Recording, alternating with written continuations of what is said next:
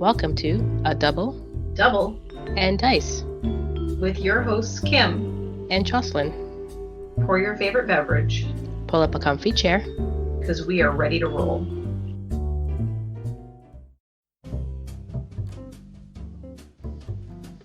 Welcome to episode 1 of A Double and Dice, a podcast dedicated to one of our favorite games that we play online and locally, and that game is Dice Masters. And I know you're probably all wondering, what is Dice Masters? Well, it's a dice building game. You create teams, a team of 8 comes on with dice, and pretty much all you're doing is rolling dice and battling another player. So it's a 2-player game. And you can play that locally, you can play that online, pretty fun. There's different types of various intellectual properties around. There's Marvel, DC, you got Turtles, all this stuff, different topics, different themes. It's quite a fun game. So our podcast is dedicated to that game, and hopefully we'll talk more about it. We'll have different topics about it. But let's get in more of how we came up with Double and Dice. So I'm going to throw it over to Jocelyn. So we wanted this conversation, this podcast, to be just kind of laid back, and something that you could listen to while you were, having a coffee or a tea. And that's where we came up with Double. So as you may or may not know, in Canada, our most famous coffee shop is called Tim Hortons, named after a hockey player. And the sort of Canadian iconic coffee beverage is the Double. And a Double is, it's a little known fact that a Double is a coffee with 2 creams and 2 sugars. Now, I drink my coffee black, but apparently that's the way I used to drink like it Double. I used to drink it in school, but then I went to 1 sugar, 2 creams, and now I am just 2 creams, so. Yeah, I don't know. I like my coffee black and strong and espresso-like, so a Double is not really my beverage of choice, but it is the iconic Canadian beverage. So if you didn't know that, that's a little known fact for you there. So we thought, okay, coffee shop theme, let's sit back with a beverage, we'll call it a Double, and of course Dice Masters is our game. And my suggestion of calling ourselves the Masters of Dice, or the MOD, was objected to. I wonder by whom. By various people for various reasons, who may or may not remain nameless, and who may or may not know that was something that we were talking about. So anyway, but yeah, so we love Dice Masters. We play it every week, and Kim and I are both part of Dice Masters North, which is a website that we write articles for. And I got involved in that a couple years ago after attending my first Canadian Nationals event. And last year I started writing regular-ish articles in a series called Out of the Shadows. And Kim has been filling in on article play or gameplay articles. Yeah. What have you played articles? Yep. Mm-hmm. A filler. I do the YouTube roundup for that as well. So we collect all the YouTube videos out there based on Dice Masters gameplay or Dice Masters talks, anything like that. I'll gather that for the month and put that also up on the website, and that website is dm-north.com. Correct, Jocelyn? That is the one. There's a dash. Yeah, there's a dash in there. So I think I joined that few months after you, Jocelyn. Mm-hmm. Yeah. I used to run another site called Dice Masters in the Great North, and that was with another local player of ours, Reg. We used to do a lot of gameplay on that. Still up on YouTube if you ever want to check it out, but we don't post there anymore since we both actually moved to DM North. So now we're starting up a podcast with under that name, and I'm pretty excited about that. And both Jocelyn and I too are probably the main only ladies out there in the community, which is but I can think of accomplishment, right? We're pretty big in the community as well, and a lot of the guys are really great, and the community is growing and growing, so something to definitely check out for those of you who's looking for a game to play. Yeah, and that's something that was really important to us when we started this podcast, is there's a lot of great podcast content and YouTube content out there, and there's a lot of great folks making it, but they're all men. And we like them. They're friendly people. It's a great community to be a part of. But I feel like this is a game that a lot of women would enjoy if they knew about it or got involved in it. And for whatever reason, there's very few of us. So Kim and I are, fairly involved in the community. I know of a couple of other women that play. There was another woman at Worlds when I was there last year, Melissa, and there's a woman in Ottawa that plays, Christine. So there's a few people out there. But we wanted to have a female voice so that women know that this isn't just, like they say on the internet, the dadliest game and things like that, those little jokes that you hear. So there are women out there playing this game, and this is a really great community of Dice Masters players. It's very friendly. Everyone's very supportive. And it's a fun game to learn. It's easy to learn, but complicated to master, I think, is the best way to describe it. Yep. The great community out there that definitely support you if you're just newly started with just getting products, getting some old stuff, because there's gold and modern in this game as well. So there's no shying away, from it. Everybody's here to help you. So. And the more you play with different people, the more you're going to get better at this game. Because I started playing with Rob _L on Discord, and he heard about Dice Masters through a podcast back in 2015, which was the year it came out or the year after it came out. And we picked up a starter kit and we were trying to figure out how to play it ourselves, and we were doing the example game in the book, and we were watching up YouTube videos, and we used to play these epically long 3-hour games. How do you ever win? Right? It was just so crazy. And then we started learning more about it. We started listening to other podcasts that were out there at the time, and then we were looking for people to play with that were different, and to see what else we could learn. And I started coming out to play with Kim, and I don't know if Kim remembers this or not, but I met Kim I on honestly Facebook. do not remember. So I found the DM Unlimited Facebook site, the Facebook group, and I got connected to that, and I don't remember if I posted I was looking for something in Mississauga or someone else posted something about Mississauga, but all of a sudden KD Tank showed up in my messages saying, we play in this place in Mississauga called Decode Adventures. And I looked it up, and it was literally 5 minutes from my house. I'd lived here for 10 years, and I didn't even know that place existed. So I went out to meet up with Kim. But at the time, I didn't know your name was Kim. I knew you was KD. And I assumed you were a guy. Because everybody else is a guy. Hey, this is new to me, guys. This is new to me. Because everybody else is a guy. Right? So many men play this game. Yep. So I just assumed, because you went by KD, and I'm that sounds like a short form maybe, and I thought you were a guy, and I was going to go meet this strange guy at this game store. And then I guess right before that, you had messaged me privately through Messenger and sent me your name and your phone number so that I could connect with you by cell phone in case I got lost or something like that. And I'm like, oh, Kim, this is a girl. I feel so much better. Because sometimes it's intimidating, right, as a woman to go somewhere where you're expecting to be with all men. Mm-hmm.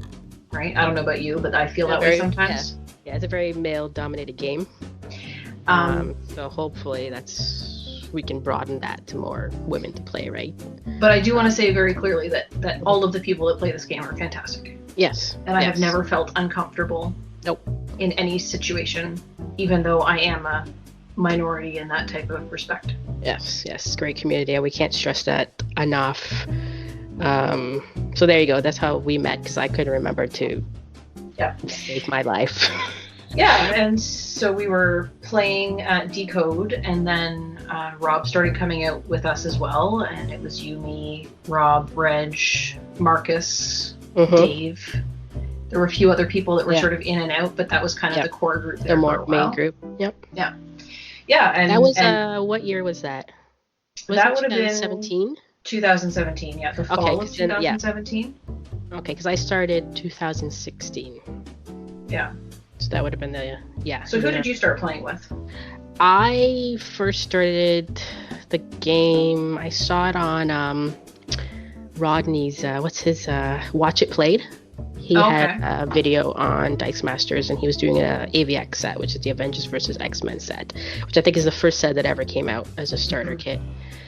I'm like, oh, this game looks cool. I'm a big board gamer, and I love playing board games with dice, so obviously this was up my alley. And I saw it, I was like, this looks really cool. I ventured and really tried to find that AVX set, ended up getting it, so that was my first set ever. The first set I actually completed as well, minus some promos. Some promos I'm missing, but main set. You have a complete AVX set? I have a complete AVX set, and thanks to Cosmic Mike for the last super rare that I was missing in that set, but it's completed minus promos. I'm super jelly. Yeah, and that's the only set I ever completed and said I would ever complete because it was my first set ever of the game. So I'm still on hunt for some of the promos, but so I started playing that by myself. My husband was not interested in it at all. And he doesn't really like dice games, so I used to play by myself. And but he plays D&D now, doesn't he? Yeah, but not as often. But there's dice. Yeah, but it's like he doesn't like to roll too much dice in a game. Like if it's like, this game is 90% rolling dice more. That's not him. He prefers to do other stuff while he's playing a game, kind of thing, right? So I started playing by myself, and then started to learn it that way. Then on Board Game Geek, I think I put something out. I can't remember. And then one of the guys who actually played at Decode with two other people, who was also a husband and wife, found my post, asked me to come out. I started playing with them for a little bit. And then I think you may have met them when you started, Jocelyn. I think so. Rob, and I think his name was Mike. And Lily? Yes. Yeah. Yes. So so I played with them for almost half a year, almost a year, and then Reg found me early, I think in 2017 through Board Game Geek as well. And then he started coming out, and then you guys started coming out, and then we kind of started a community. Yeah. And a lot of them kind of left, like Rob, Dave left as well, a few others. So it just then became a core of us four. Mm-hmm. And then, honestly, when I first started, I was just like, when I started playing with some people and the teams they brought, you kind of got intimidated and you were like, I don't know about this game kind of thing. But, you stick to it and you learn your own, ways to do things, and you pick up things and you have your own style of play. Yeah, I know for me, it was learning, the importance of globals and action dice. Because I used to just buy characters and then try and overwhelm with characters, and then eventually, Rob will tell you that I would be like, okay, I'm just gonna attack with everything and hope. And almost always I didn't have enough, and then I would die because the next turn he would just kill me because I had nothing left in my field. Yeah. So I learned from that, although I do sometimes still forget to check for lethal, and that's a problem. But I'm working on that, so. Right, this game is about 20 life, so it's your first person to get the other opponent down to 20 life. So my first complete set, and my only complete set, is Uncanny X-Men. Ah, okay. Although I don't know what promos exist for that. Because I wasn't playing out in stores then. I didn't even know stores played. I didn't even know you could play at the stores. We just used to play at the kitchen table. Mm-hmm. And we still do. We still play at the kitchen table, but I also play at my computer desk and at the store and various other places depending on where I'm traveling, so. Yeah, I mean, we've grown a lot from me playing by myself at the coffee table to now playing dedicated weekly locally, online multiple times a week, tournaments, all that stuff. So I was the same way with globals. I was like, globals, who needs it? But I've learned that it is a big game changer when you start using globals. Note to self, play Wrecker against Kim. Yeah. Rare Wrecker prevents all globals. Just to say, I know how important globals are now. Yeah, definitely. Yes. But yeah, so that's how we pretty much started off this world of Dice Masters. And how we got together playing with each other, and now here we are with this podcast. Over 3 years now, so it's crazy. Quite a long time. Time flies. Yeah. And we still love it, and we still play. Yeah, I can't get over it. There's the interactions are what I really enjoy, because the cards and the abilities and how they interact with each other, I find that to be a big puzzle. And then trying to figure out the best way to build the best interactions that is going to be able to beat your opponent's interactions. That's where I find this to be the puzzle, right? Because you can mix all of this stuff together to make the best team. Yeah, all the different sets that are out there that I named, like DC Marvel, Turtles, all those can be mixed together. D&D, Warhammer 40K. Yeah, and a new one, WWE. Yep. Just dropped. Yeah, very exciting stuff. So, yeah, it's really a neat game, and that's why we wanted to talk about it, because we talk about it all the time, and we figured we might as well record our thoughts. Maybe someone will listen, maybe someone won't, but either way, we're gonna have fun doing it. So, and that leads into kind of our next point, which is why another Dice Masters podcast. Right? So there's a couple out there current playing. Yes. We've got our good friends across the pond over there, True Mr. Six, Chris Williams, and his counterpart there, Andy, went to Worlds once. And he and they do this great podcast every other week. They talk about Dice Masters from a UK perspective and an international perspective, and they just have a good old natter. And it's a lot of fun to listen to. I really enjoy that. And then they were kind of the only game in town there for a while. And then on the west coast of the United States of America, out in California, Arj and Lucan, father-son duo, decided to start recording their own podcast, Rollin' Thunder, no apostrophe, no G. Please note there is an apostrophe in the title of our podcast. Double N dice. That's apostrophe N. Couldn't fit a G in though. But they focus on Dice Masters more from a historical perspective, and they have regular guests talking about the history of Dice Masters and how people got into Dice Masters, and they really focus on team building and competitive level teams and things like that. And they run a great podcast over there as well. And our podcast is just going to be the two of us chit-chatting over a beverage, hanging out. Yeah. And we hope that you'll join us for a chat every couple of weeks.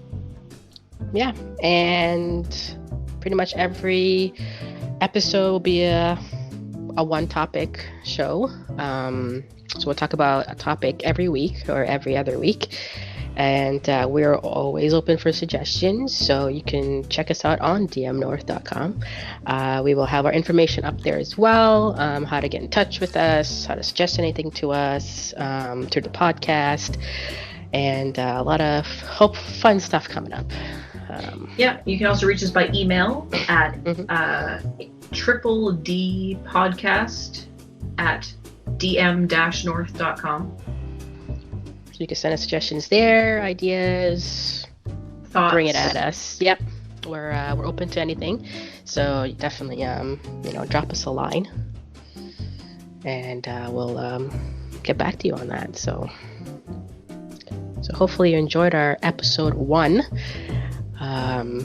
Lots more to come down the road, and I guess we're gonna say thanks for listening, and hopefully you'll come back. Yep. Bye.